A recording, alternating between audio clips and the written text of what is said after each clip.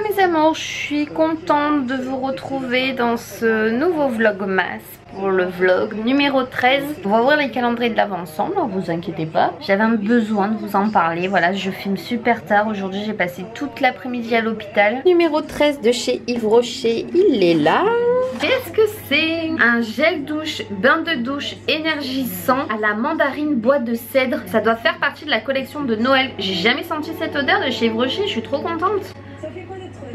Ça sent vraiment la mandarine, moi qui kiffe la mandarine, la clémentine, tout ça à Noël. On continue avec le calendrier de l'Avent de l'avenue 83. Et le numéro 13, il est ici.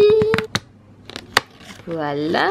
Oh, c'est trop mignon. C'est un petit cheval à bascule. Et on le mange ensemble. Trop bon. On passe au calendrier de l'Avent M&M's. Et le numéro 13 est tout en bas. Qu'est-ce que c'est? Oh oui, oh my god. Alors là je suis trop contente. Un paquet de M&M's au chocolat noir je crois. Je suis ravie. Donc, on passe au bleu libellule avec Pacha qui boude. Le numéro 13 il est juste ici. Et c'est un mini pinceau pour les lèvres. Il y a mieux, mais on va dire que ça par contre ça peut être toujours utile. Ensuite on passe à The Body Shop. Il est sur le côté, donc c'est celui-ci. Qu'est-ce que c'est? C'est un crayon noir, un crayon colle. Donc ça j'en ai toujours besoin, ça m'est toujours utile. Bon voilà, ça y est on a ouvert les calendriers de l'Avent. Il est venu pour moi l'heure de vous parler. Non, sans rigoler, bon je pense que vous avez compris dans l'ensemble que mes deux grands-parents n'étaient pas en très grande forme. Je sens que cette vidéo va être dure.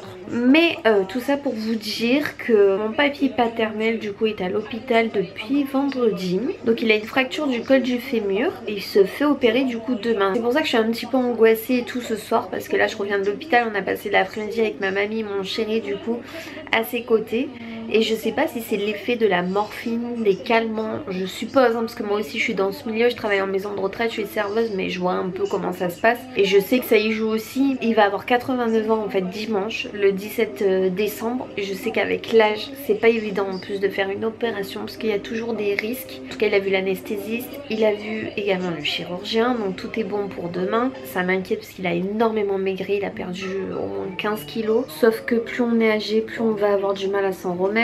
En tout cas c'est déjà bien qu'il puisse arriver à l'opérer. Mais là ça fait 3 jours que je vais le voir. Ça me fend le cœur de le voir sur un lit d'hôpital. Alors je sais quand ça ne nous touche pas personnellement, on se dit que c'est la vie, c'est un âge, faut s'y préparer. Mais voilà, quand ça nous touche nous, que ce sont nos proches, que ce sont nos grands-parents avec qui on a passé énormément de temps. Mon grand-père il m'apprenait des choses tous les jours, il m'en apprend encore en plus quoi, c'est fou. Bah, ça fait mal en fait de le voir comme ça. J'ai parlé aussi avec ma kiné ce matin qui m'a encouragée, qui m'a dit qu'il fallait pas s'inquiéter, fallait toujours garder espoir. Ce que j'essaye de faire en fait tout ce jour-là, je pense demain après l'opération, on verra ce que le chirurgien dira. J'espère juste que l'opération va bien se passer, que voilà on aura enfin des bonnes nouvelles, et j'espère juste qu'il pourra fêter ses 89 ans avec nous dimanche et qu'il pourra au moins passer les fêtes de Noël voilà avec nous. Je veux juste que l'opération se passe bien, qu'il souffre plus, parce que là il perdait la tête. Donc, je sais pas si c'est les effets des médicaments, il voit plein de choses, il nous parle de plein de choses que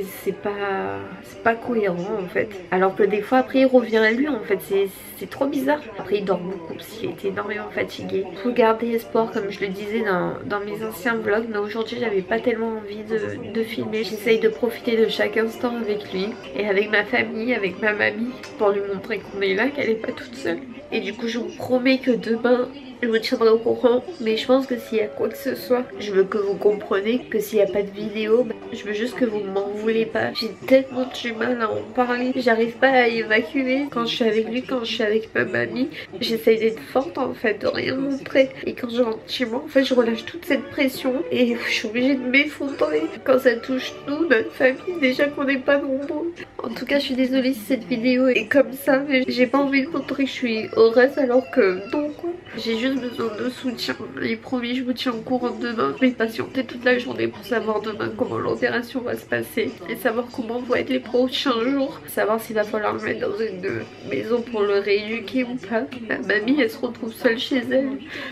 Ça lui fait tout drôle. Et en même temps, elle a besoin de se reposer aussi parce que ces derniers temps, c'était dur à la maison. Elle faisait énormément de choses et tout. Et voilà, je la sens fatiguée aussi. Je m'excuse d'avance si les prochains vlogs seront pas si joyeux. J'espère en tout cas, franchement je le souhaite, que tout se passe bien et que ça me redonne un peu le sourire et le moral. Je vais prier toute la soirée, toute la nuit, je sais même pas si je vais réussir à dormir. Je veux qu'au moins il souffre pas, que l'opération se passe bien, qu'il puisse au moins remarcher. En tout cas je sais que vous allez être nombreuses à commenter parce que j'ai une communauté qui est juste en or et je vous remercierai jamais assez. Et franchement de me confier à vous et tout, ça fait tellement de bien, ça me soulage d'un côté. Et je sais que je vais avoir énormément de gentillesse de votre part, de soutien, d'affection. Ouais, je peux vous assurer que je suis très forte, mais je suis humaine et de tout gérer et de... J'aimerais être encore plus présente que je le suis. J'aimerais passer mes journées là-bas à l'hôpital où je fais mon papier. Je sais qu'il a besoin de repos aussi et les visites c'est que l'après-midi jusqu'au soir et je me pose tellement de questions et je pense que j'ai besoin de repos. Je voulais vous le dire, c'est fait, ça fait du bien de lâcher un peu ce qu'on a sur le cœur. J'espère vous apporter une bonne nouvelle en tout cas demain, je l'espère, je croise les doigts, je vais prier toute la nuit. Et voilà, et je vous dis du coup à demain à 16 h sur ma chaîne. Et j'espère dans la joie et la bonne humeur. Je vous fais des gros bisous en tout cas et à demain.